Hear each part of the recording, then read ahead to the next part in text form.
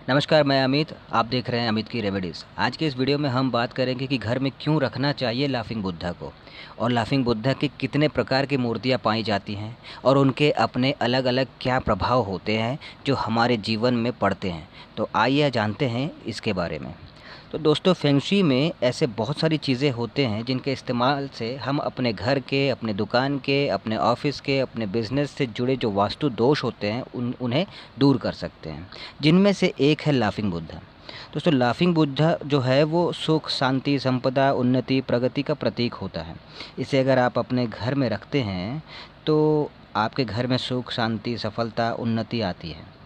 ऐसा माना जाता है कि अगर आप कर्ज में डूबे हुए हैं, उदास रहते हैं, जीवन से में परेशानियां हैं, कोई काम सफल नहीं होता, तो लाफिंग बुद्धा को घर ज़रूर लाना चाहिए। इससे आपकी उन समस्याओं का समाधान होता है। इसे आप अपने दुकान में, घर में या किसी व्यापार स्थल में रख सकते हैं। अगर ये घर में रखना चाहते हैं तो इसे लॉबी या लिविंग रूम, जिसे हम ड्राइंग रूम भी कहते हैं, वहाँ रख सकते हैं। पर एक बात का ध्यान रखना ज़रूरी होता है कि जब कभी भी हम लाफिंग बुद्धा को रखें तो ये ज़मीन से 2.5 फीट ऊपर होना चाहिए और मेन दरवाज़े के सामने होना चाहिए, ताकि जो सामने से आने वाला इंसान है जब वो आता है घर के अंदर तो उसकी नज़र जो है उस पे पड़नी चाहिए। और ऐसा कहा जाता है कि लाफिंग बुद्धा जो है वो हंसते हुए उनका स्वागत करते हैं, इसलिए दरवाज़े के मुख्य द्वार पर इसे रखना चाहिए। तो ये तो हो गई बात। अब जब भी आप ये ख़रीदने जाएँ तो आपको किन चीज़ों का ध्यान रखना चाहिए। जब आप लाफिंग बुद्धा ख़रीदने जाएँ तो आप सेरेमिक वाला ही ख़रीदें।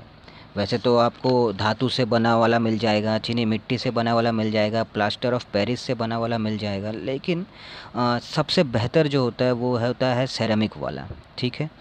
और हाँ, एक बात की और मैं जानकारी देना चाहूँगा कि ऐसा मानना है कुछ लोगों का कि लाफिंग बुद्धा जो है वो अगर आपको कोई गिफ्ट में देता है तो ये शुभ है आपके लिए, वरना नहीं। लेकिन ऐसा नहीं है, आप खुद भी खरीद सकते हैं। ये उतना ही फल देगा, उतना ही प्रभाव डालेगा, उतना ही शुभ होगा। ठीक है। लाफिंग बुद्धा के हंसते हुए फेस को खुशहाली और संपन्नता का द्वार माना जाता है। ठीक है। तो घर में इनकी जो स्थापना है वो करने से धन, दौलत, सुख, शांति निश्चित रूप से मिलती है।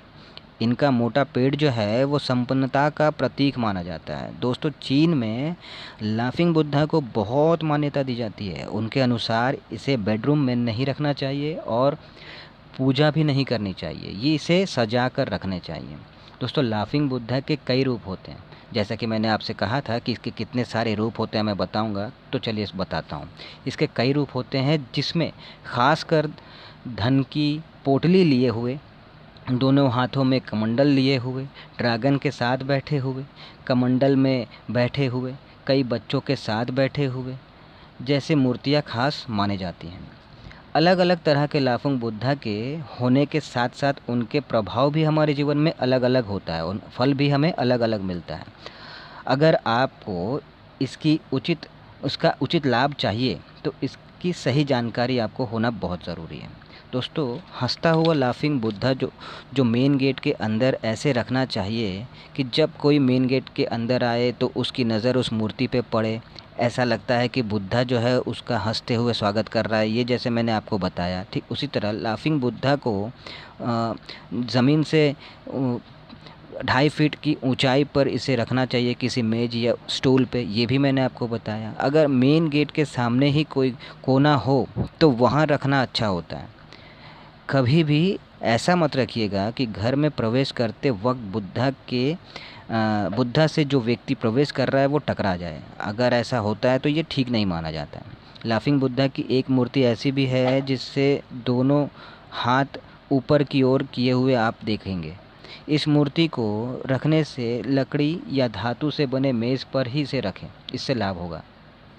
जिनके ऑफिस या घर में झगड़ा ज़्यादा होता है, घर में हमेशा कलेश की स्थिति रहती है, वो लोग इससे मतलब इसे जो है, ये जो ऊपर हाथ किए हुए जो मूर्ति होती है बुद्धा की, इसे ना इस्तेमाल करें। इसे घर में अगर आप रखे हुए हैं पहले से तो इसे तुरंत ही आप जो है हटा दीजिए, क्योंकि ये अशुभ माना जाता है। और इसकी जगह पे नॉर्मल जो हंसते हुए बैठे हुए बुद्धा की मूर्ति होती है वो लेकर आइए, वो शुभ होता है। अगर आप ऐसे हाथ ऊपर किए हुए बुद्धा की मूर्ति को आप रखते हैं तो यकीन मानिए कि झगड़े, झंझट, परेशानियाँ, गृह कलेश, ये चीज़ें होती रहेंगी आपके जीवन में। दूसरी चीज़ ये है कि बुद्धा जो पीठ पर थैला लिए हंसता हुआ मूर्ति आपको दिखेगा मार्केट में, कि लाफिंग बुद्धा का एक मूर्ति वो भी होता है जो हंसते हुए मिलता है, जिसके पीठ पे थैली होता है। आप जब भी ये मूर्ति खरीदें आप ध्यान दीजिएगा कि इसके पीठ पर जो थैला है वो ऊपर तक भरा हुआ है कि नहीं, मतलब उसमें जो सामान है वो ऊपर तक भरा हुआ है कि नहीं। ऐसा वाला लेना ही शुभ माना जाता है। और उसके साथ इससे फ़ायदा ये होता है कि इससे आपके इनकम के स्कोप बढ़ जाते हैं, नए नए रास्ते खुलते हैं। इसलिए इस मूर्ति को दुकान या शोरूम में रखना शुभ माना जाता है और लोग रखते हैं। इससे बिक्री बढ़ जाती है, धन की वृद्धि होती है। दोस्तों, धातु का बना लाफिंग बुद्धा भी आप ले सकते हैं। उसे ख़रीदना अगर आप चाहते हैं तो अपने पास रखना चाहते हैं तो लोगों में इसके फ़ायदे क्या होते हैं मैं आपको बता दूं। अगर आप रखते हैं धातु से बने लाफिंग बुद्धा को तो आपके अंदर अगर कॉन्फिडेंस की कमी है, उदारता है, आप भावुक किस्म के इंसान हैं और दुनिया आपसे फ़ायदा उठाती है, आपका इस्तेमाल करती है, तो ये मूर्ति जो है आपको ऐसे लोगों से बचाएगी। ठीक है। इसके साथ किसी भी चीज़ या मूर्ति को अगर आप रखते हैं इसके साथ, इस लाफिंग बुद्धा वाले मूर्ति के साथ, तो ये नहीं रखना है आपको। आपको ये धातु से बना जो लाफिंग बुद्धा है इसे अकेले ही रखना है। इसके साथ आपको कोई और मूर्ति नहीं रखनी है, कोई और चीज़ नहीं रखना है, और इसे गंदा भी नहीं होने देना है, इसे साफ़ सुथरा रखना है। ऐसा अगर आप करते हैं तो आपको ये उचित परिणाम देगा, इसके जो है पॉजिटिव प्रभाव पड़ेंगे, अच्छे फल मिलेंगे।